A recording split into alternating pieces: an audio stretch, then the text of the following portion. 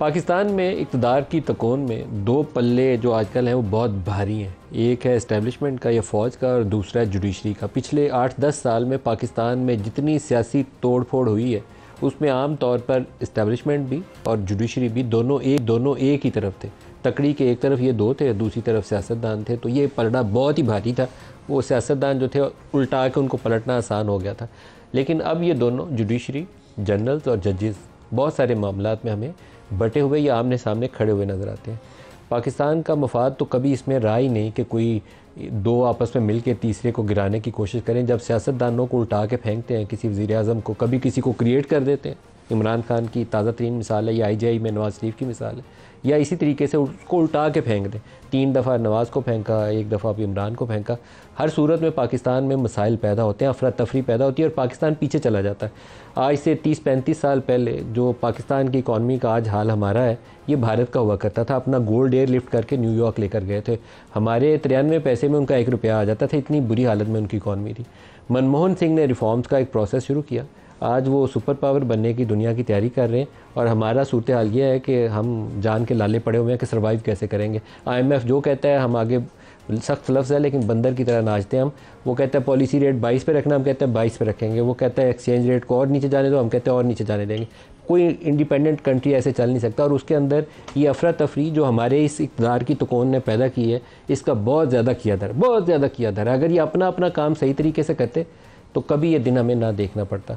आज भी जो हमारे सामने मामलात हैं, आज सुप्रीम कोर्ट में इमरान खान को उन्होंने कन्विक्टेड है एक केस के अंदर अपना नैब तरमीम के हवाले से आर्गूमेंट करने की इजाज़त दी। तो पूरे पाकिस्तान में सिर्फ इस बात पे अफरा तफरी थी कि इमरान की शक्ल TV पे आएगी कि नहीं आएगी, क्योंकि हम जिस वज़ीर आज़म को नवाज़ शरीफ को किया था तो PTI की गवर्नमेंट ने बैन कर दिया था कि नवाज़ शरीफ का ना नाम ना तस्वीर आएगी नहीं। तो आजकल उसको बानी चेयरमैन करके खबरें चलती हैं, फ़ोटो उसकी दिखाने की इजाज़त नहीं। फिर एक तस्वीर लीक हो गई इमरान खान की, तो सुबह से उसके ऊपर बहस है कि इमरान की तस्वीर कैसे लीक हो गई।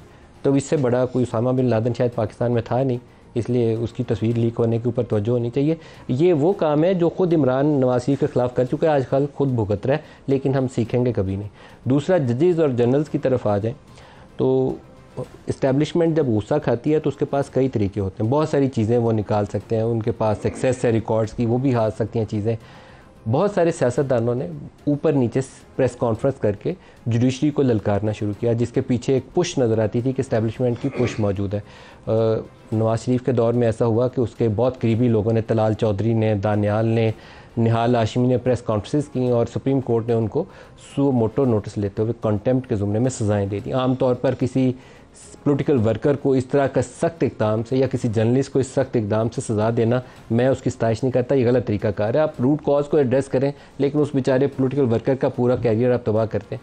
लेकिन अभी जो प्रेस कॉन्फ्रेंस हुई हैं उसके ऊपर काजी फायज़ ईसा ने एक सो मोटो ले लिया और कंटेम्प्ट प्रोसीडिंग में फैसल वाडा साहब कल सुप्रीम कोर्ट के सामने खड़े होंगे। इसी तरह का केस शायद इस्लामाबाद हाई कोर्ट में उसमें कुछ जर्नलिस्टों की भी पेशी लगी हुई है। तो कुछ मैं आपको स्टेटमेंट सुनाता हूँ जो कुछ जर्नलिस्टों ने दिए, वो कुछ सियासतदानों ने दिए, फिर आगे चल के आपको इस्लामाबाद हाई कोर्ट का भी हवाला सुनाऊंगा कि वो इससे ज़्यादा बुरी सूरत हाल में। दिखाइएगा। सिचुएशन चल रही है जिसके तहत बार बार इंटेलिजेंस इदारों का नाम लिया जा रहा है। अब आपको सबूत तराजू में शवाहिद देने पड़ेंगे। सियासतदान को आप दूसरी सिटीजनशिप ना रखने पे अलाउ नहीं करते कि आप सियासत करें, तो फिर जज दोहरी शहरियत के साथ कैसे बैठे हुए? पगड़ियां उछाली मेरी। अब पाकिस्तान में कोई पगड़ी उछालेगा कि पगड़ियों का फुटबॉल बनाएंगे। जो आदमी प्रेशर नहीं ले सकता वो इंसाफ की कुर्सी पर कैसे बैठ सकता है? फैसले आईन और कानून के मुताबिक होने चाहिए, न कि मिजाज के मुताबिक। ये क्या कि मूड बदला, हवा बदली और फैसले बदल गए। जिस तरह से इदारे हमलावर हुए हुए एक दूसरे के ऊपर, अब तो बिल्कुल डायरेक्ट हो गए। तो मुझे ऐसा लगता है कि इस फौज को वीक करने की कोशिश हो रही है। और ये काम कर कौन रहा है? जिनका अपना रिकॉर्ड बड़ा ड्यूबियस हो गया है। सियासतदान जो है वो दोहरी शहरियत नहीं रह सकता, लेकिन एक जज जो है वो दोहरी शहरियत रख सकता है। ये अजीब ही बात है भाई। ऐसा बहरान पैदा किया जा रहा है जैसे कि इस मुल्क में कहीं पे इदारों की मुदाखलत है। मासूमाना सवाल है मुअज़्ज़ज़ अदलिया से। कई ऐसे सीनियर पॉलिटिशियन हैं जिनको ड्यूल नेशनलिटी पे डिस्क्वालीफाई किया गया। तो क्या ये सिर्फ सियासतदानों के लिए? सबके लिए फिर एक कानून होना चाहिए।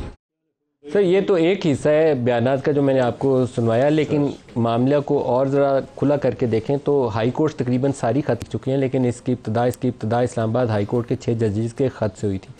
तो वो जजेस भी ज़ेर-ए-ताब हैं। बाबर सत्तार साहब जो हैं उनके पास ग्रीन कार्ड मौजूद है और उनके ग्रीन कार्ड को निशाना बना के उनकी पूरी फैमिली के रिकॉर्ड्स और तफसीलात जो हैं वो मंजर आम पर लाई गई हैं। जो पाकिस्तान का कॉन्स्टिट्यूशन है उसके मुताबिक किसी भी जज के ऊपर ये पाबंदी नहीं है कि वो ड्यूल नेशनल है या ग्रीन कार्ड होल्डर है या नहीं है। वैसे असूलन पार्लियामेंट को इसके ऊपर पाबंदी लगा देनी चाहिए, उनके पास हक है, लेकिन अभी तक पाबंदी है नहीं। इसलिए उसको बाबर सत्तार को निशाना बनाना तो एक वो विच हंट की ड्राइव नज़र आती है, क्योंकि निशाना इसलिए बनाया जा रहा है कि वो ख़त लिखने वालों में वो भी शामिल है। तो आजकल जज जो हैं वो भी एक स्टैंड ले रहे हैं बहुत सारे केसेस में। PTI या नवाज इमरान खान के केसेस में भी उन्होंने स्टैंड लिया।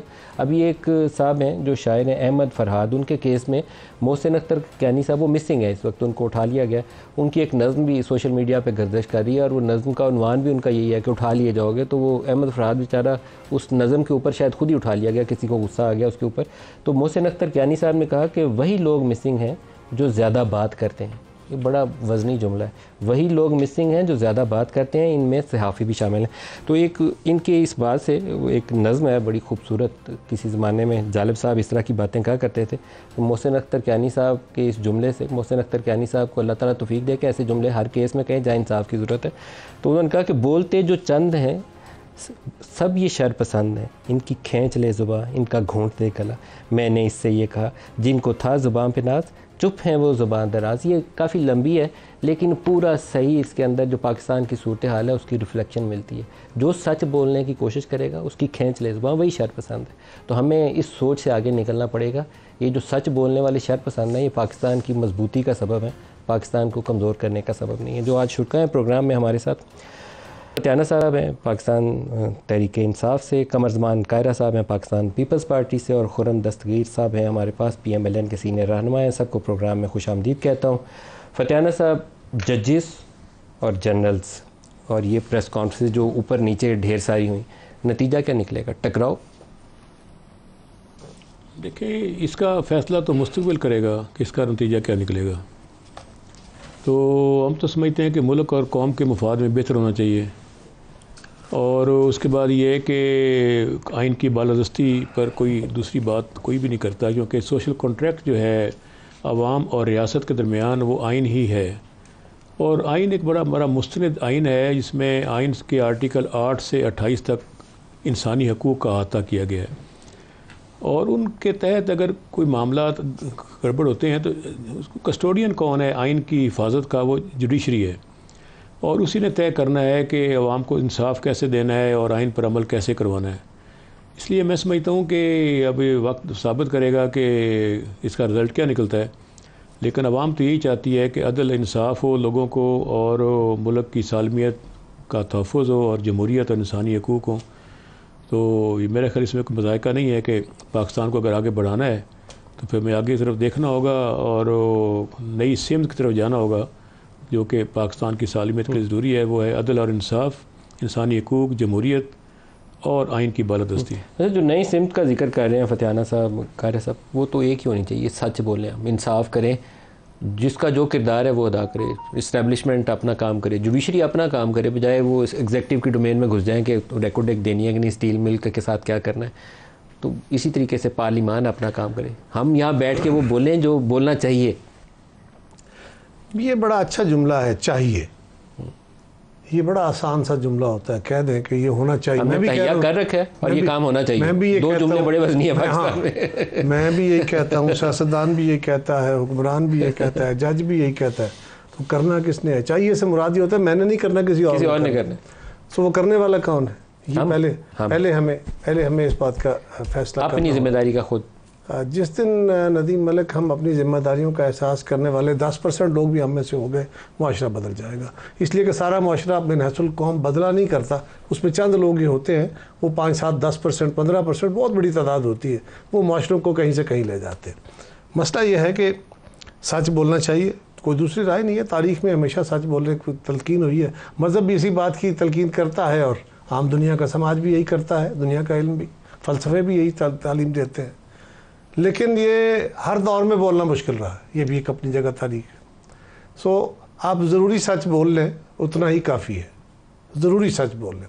और ये भी मलिक साहब ज़रूरी है कि हम जब समाज में रहते हैं, एक टोटलिटी लाइफ जो एक आपकी निजी ज़िंदगी नहीं है, बल्कि आप कौमी ज़िंदगी में हैं, आप माशरती ज़िंदगी में हैं, तो वहाँ फिर आपका अपना सच नहीं होता, उस सच के कुछ दायरे कायम कर दिए जाते हैं। मैं समझता हूँ एक बात सच है तो मुझे पहले अपने सच को डिटर्मिन करना होगा, तब उसको बयान करना होगा। इसलिए कि अगर मेरा सच किसी दूसरे को हर्ट करता है और मेरा सच मेरी हद तक तो दुरुस्त है, यानी मेरी इन्फॉर्मेशन तक, लेकिन वो एक्चुअल दुरुस्त नहीं है और दूसरे को तकलीफ़ देता है, या उससे कोई और हर्ट होता है या कौमी मफाद हर्ट होता है, तो यकीनन ऐसी चीज़ों के लिए कुछ दायरे खींच दिए जिनको कानून कहते हैं।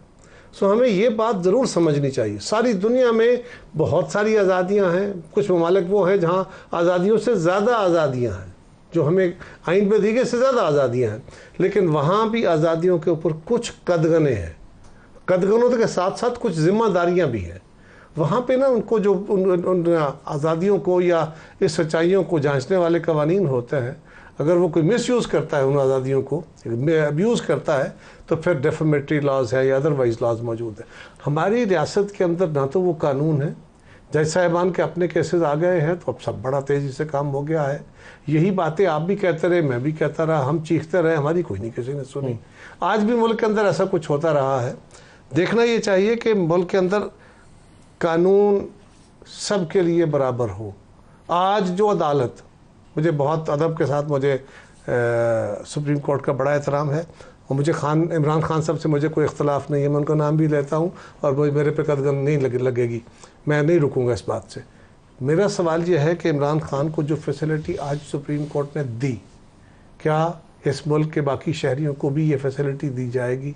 अगर पाकिस्तान की सबसे बड़ी अदालत ये एक्सेप्शन क्रिएट कर रही है तो फिर उसको चाहिए कि वो अपने आप को देख ले, वो एक्सेप्शन वो ट्रेडिशन फॉलो करें जो बाकी सब के लिए भी हो। ये नहीं हो सकता कि आप बहुत पॉपुलर, बड़े अच्छे, वेरी गुड, उनके साथ बड़ी जाती नहीं है, गवर्नमेंट का क्या मार्शल, इसको एक तरफ रखिए। अगर आपने कोई प्रेसिडेंट कायम करनी है, इंसाफ का बोलबाला कराना है, तो हजूर उस बोलबाला के लिए फिर कम अज़ कम देखिए ना, मतलब मेरा मसला क्या है, यहाँ बैठे हम 3 लोगों का क्या मसला है? ये दोनों मुझसे ज़रा तगड़े लोग हैं, मैं कमज़ोर आदमी हूँ। हमारा मसला क्या होता है? हमें तो मजबूरी होती है, हम अपनी क़यादत के ख़िलाफ़ नहीं बोलते। उनके कई गलत बातें होती हैं, कई उनके गलत फ़ैसले होते हैं, उस पर भी तनकीद अंदर बैठ के कर लेते हैं, यहाँ नहीं कर सकते। हल्के की मजबूरियाँ होती हैं, लोगों ने वोट दिए होते हैं, आइंदा फिर वोट लेने हैं। हमें किसी असूल के तहत वोट मिलते हैं क्या? फतेहाना साहब को मिलते होंगे, खुर्रम साहब के शायद मिल जाते होंगे, मुझे तो वही लोगों के काम करके वोट मिलते हैं और गलत काम करके भी वोट मिलते हैं, और बल्कि ज़्यादा मिलते हैं। अगर मैं कहूँ कि जी मैंने तो सच बोलना है और मैंने गलत काम नहीं करना, तो फिर मुझे सियासत के अलावा कुछ और करना पड़ेगा। यहाँ वो नहीं। अभी अब जिस समाज में रह रहे हैं उसी के अब जो मेरिट्स है उसी के मुताबिक चलना होगा। सो हमें सब कुछ कोशिश तो ज़रूर करनी चाहिए, लेकिन जज साहिबान के ऊपर ऐसी कोई कदगने नहीं है। 65 साल की उम्र तक जब रिटायर होंगे तो वो पेंशन के साथ होंगे, उनको जनरल प्रोटेक्शन मुझसे ज़्यादा अवेलेबल होगी और उनके पास बहुत सारे सहारे मौजूद होंगे। लिहाजा उनसे तवक्को की जाती है, जिस तरह मुझसे तवक्को की जाती है सियासी कारकुन, कि मैं आगे बढ़ के लोगों के हकूक़ का निगहबान बनूं और सच बोलूं। आपसे ये तवक्को की जाती है कि आप कौम को सही खबर दें। इसी तरह एक जज से और आला ओहदे पे बैठे जज से ये तवक्को की जाती है कि फिर वो अपने पाँव पे वज़न डाले और वहाँ बैठ के सच बोले।